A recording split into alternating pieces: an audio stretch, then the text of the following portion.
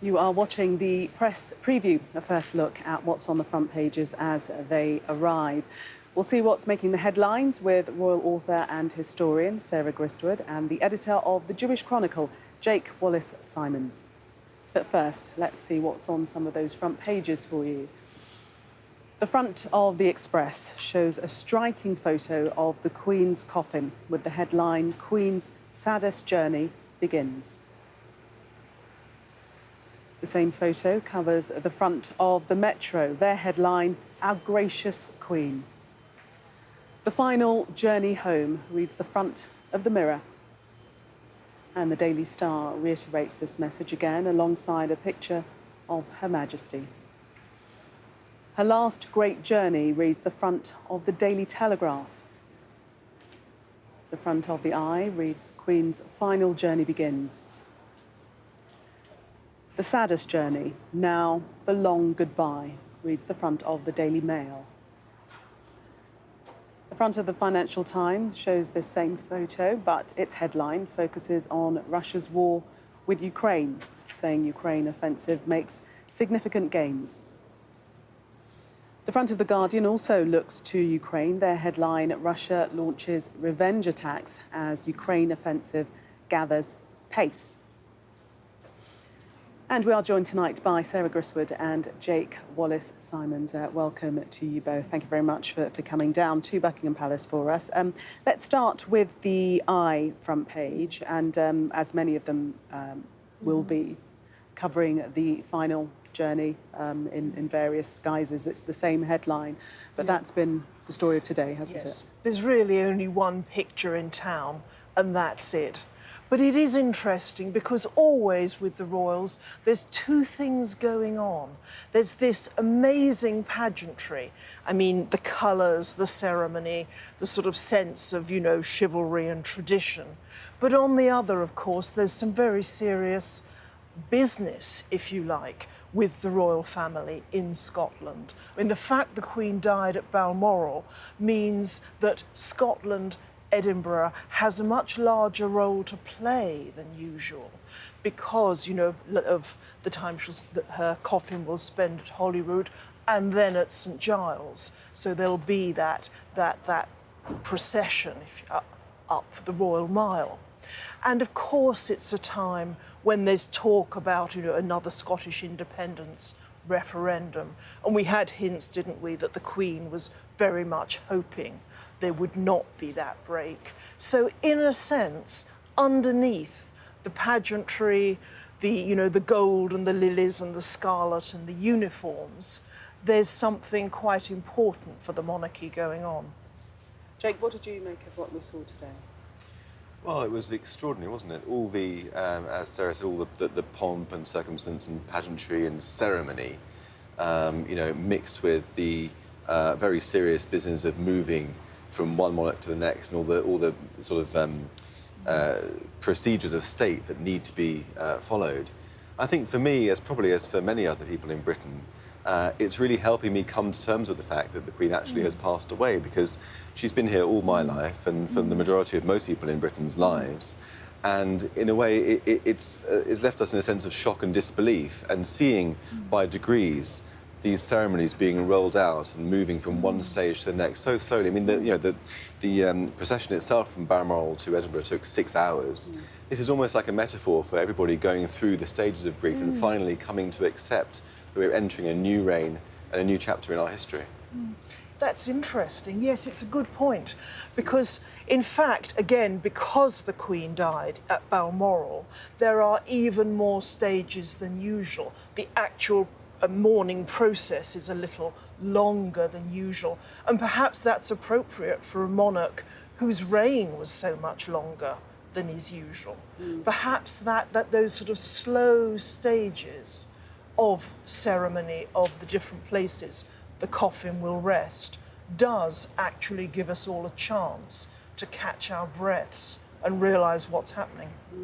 The Telegraph, they've echoed the words of King Charles, now King Charles III, her last great journey, and she was a very well-travelled monarch, had been to most of, I think, bar 2 of the Commonwealth countries that she presided over, and they today, in their turn, were commemorating her. Yes, they were. Prince Charles, today, King Charles, there we are, had a meeting indeed with many Commonwealth representatives. And that's somewhere he's going to be very anxious to continue his mother's legacy.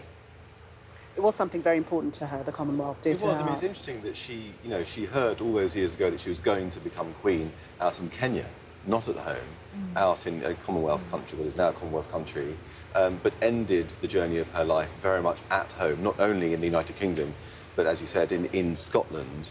Balmoral was somewhere that she loved so much. In a way, her spiritual home, in so many ways, was Scotland.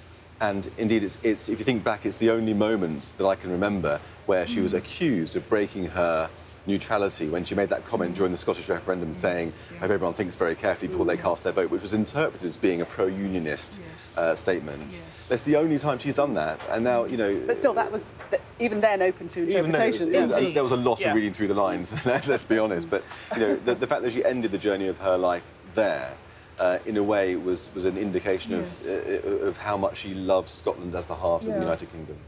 Yeah, it's very, very clear that her love of Scotland and Balmoral, which was a private residence. Yes, I think that's the point that as someone said, she hung up her crown on the gate when she went in. Sometimes there were times when Balmoral Head, if you like, didn't serve her well, notably after the death of Diana. The royal family were at Balmoral, of course, and if they hadn't been, perhaps they'd have reacted a little faster to the public mood down south. But no, it was enormously important to her. She always said as a girl that if she didn't have to become queen, she'd want to be a country woman with lots of horses and dogs. And that's exactly what she could be at Balmoral.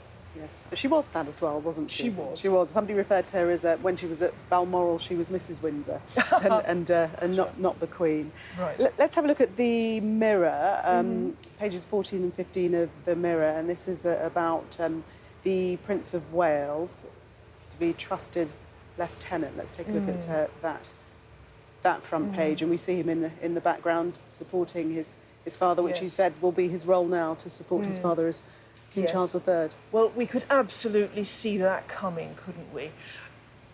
Prince Charles, as then he was, had already begun with Prince William's active assistance this idea of a slimmed down monarchy. There's always been the debate, hasn't there, whether the royals should drop some of the palaces and pageantry or whether that's what we all want to see. And Charles's compromise, Prince Charles's compromise then, was quite sensibly just to try and trim down some of the extraneous members. So balcony appearances would be just this absolutely core group. And you could very much see he and Prince William working together. Of course, the question now is whether Prince William will take over some of the work of the Prince of Wales's charities, which Charles as king may no longer have time for, but also might open the way, in some cases, to that element of controversy that's going to be much more difficult for him as sovereign than as prince. Jake, do you see a lot of those roles falling to Prince William now? I do. I think it's interesting to note that partly, I suppose, because of the Queen's great longevity, Prince Charles, as he was then, became King Charles at a very old age. In fact, I think he's the oldest monarch to have taken over in our history at 73.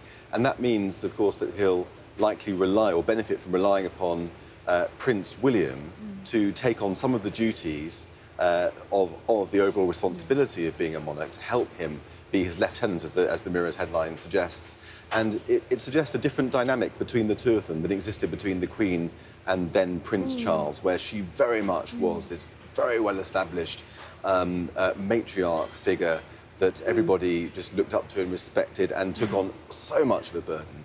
And now, Prince Charles taking over as King Charles is going to, it looks like, sharing it a bit more with his, according to the Mirror, Lieutenant Prince William. And Sarah, the King has said that obviously he knows that his role has now changed and he perhaps won't be able to be as vocal as he has been in the past about certain issues. Do you think that, although he won't be publicly vocal, those issues will be continued to be aired by Prince William? Yes, and I think that the one big issue that in a sense we all want Charles to continue with as king is, of course, the environment, questions of climate change. I think if word slips out that King Charles behind the scenes is discreetly pressuring ministers on that front, it will only increase his popularity and indeed increase this idea, useful for the royal family, that the royals are in some way, you know, our bulwark against the nasty politicians. I don't know. I mean, I wouldn't be surprised if William actually becomes more reticent in his views, because really? over the past few decades we've had a situation where the Queen has showed this great exemplar of not getting involved in politics, not letting her views be shown. But Charles has slipped from that. And he's had, you know, from the Black Spider letters to the environmental campaign to the carbuncle on the face of an old friend, his views have been known, which makes it more difficult now for him to become king and to then hold back from those views because everybody knows what he thinks already. Whereas I think Prince William may learn from that, and given that his proximity to taking over as king is much shorter than Prince Charles's ever was, he may learn from that and think, well, now's the time to start holding back from expressing my views in preparation for becoming king at some point in the next 20, 30 years. Oh, that's quite interesting analysis, so we shall see. The Mirror is taking a look at the type of king that Charles will be. According to them, King Charles will not stop for lunch. He's going to be very, very busy and will work very, very hard. Take us into that, Sarah. That's quite a headline, isn't it? King will not stop for lunch. Yes, I love the bit about how he breakfasted on fruit and seeds. You know, it sounds rather... I also thought he had 7 eggs and you had to choose which one was... That's right. No eggs at all, just like fruit and seeds. That's all he has. Oh, I don't know about the 7 eggs. Oh, it's Like, an urban myth. That they were all boiled to different stages, so he could, you know, knock the tops off all of them and decide which one was perfect. Oh, I hadn't heard that. Interesting.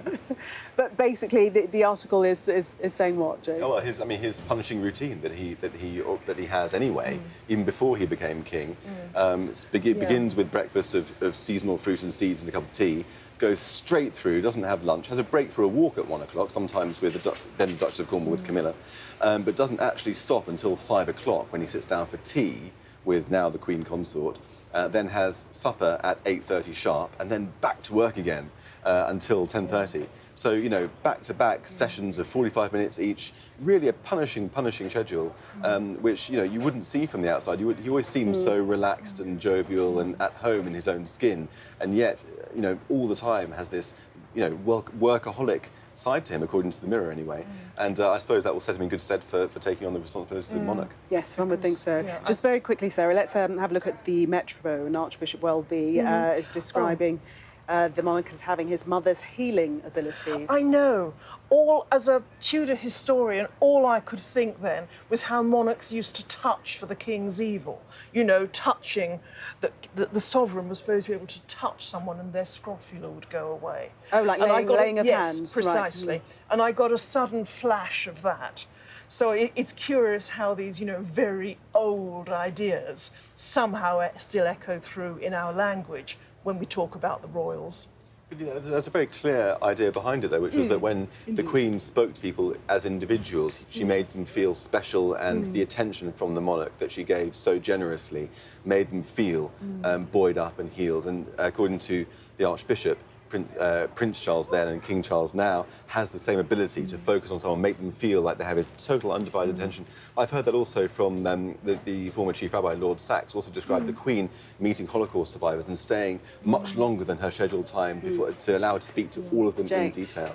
Very interesting. Jake and Sarah, thank you very much for the moment. We'll see you in the next hour.